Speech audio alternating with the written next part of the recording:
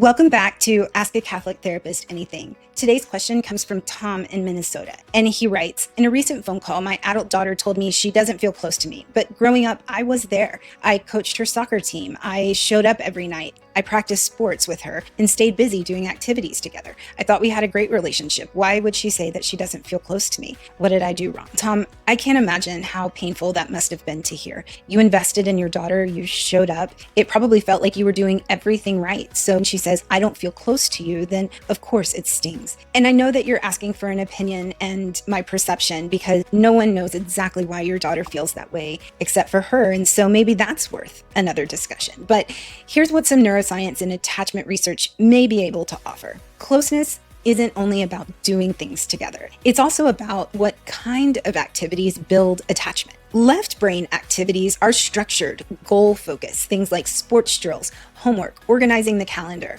They matter and help kids grow skills and succeed. Right brain activities are emotional and relational. This is the sharing joy, play, laughing, sitting together, talking about feelings. These are the moments where closeness really takes root. Neuroscience shows that attachment forms most strongly through right brain to right brain connection. That means eye contact, tone of voice, facial expression. It's not just about what you did together. It's about whether she can feel emotionally seen. So in theory, a parent could invest years in left brain activities like sports, performance, problem solving. But if the child rarely experiences right brain attunement, which is like comfort, empathy, tell me how you're feeling, all of the tell me how you're feeling conversations, then later she may say, I don't feel close. Now, this doesn't erase your investment. You gave her presence and support, but she may be naming that what she really longs for may be more of those heart-to-heart moments. Parents, the Catechism reminds us that parents image God the Father by combining guidance and tenderness.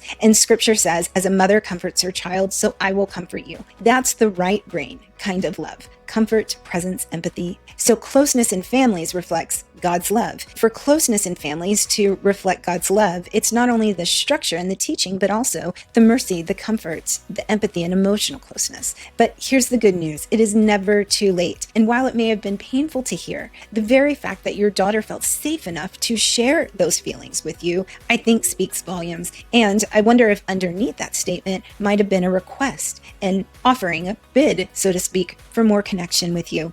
Here's some things that you can do even with an adult child. First, I think it's important to acknowledge without defending. Instead of, but I coached your team, you could say, I'm sad to hear that. Can you tell me more about what closeness would have looked like for you? You could also, and now you can add some of those right brain moments. Ask about feelings, not just logistics. How did that feel to you goes a little bit further than what happened. Third, share your heart with her. You could tell her, I loved coaching your team. It made me proud to be with you. Vulnerability builds new bonds. And finally, remember, repair is possible. Research shows adult attachment can heal when parents show empathy and attunement. So it's never too late to grow closer. Tom, I know that your daughter's honesty was understandably painful, but I also think that it's an invitation. She's saying, I want more closeness with you, and that's a gift. By listening, empathizing, and offering right brain connection, now you can strengthen your bond in this season of life. If you'd like to go deeper, I'll make sure that I link some attachments in the description. Thanks for joining me today, and thanks for writing in to Ask a Catholic Therapist Anything.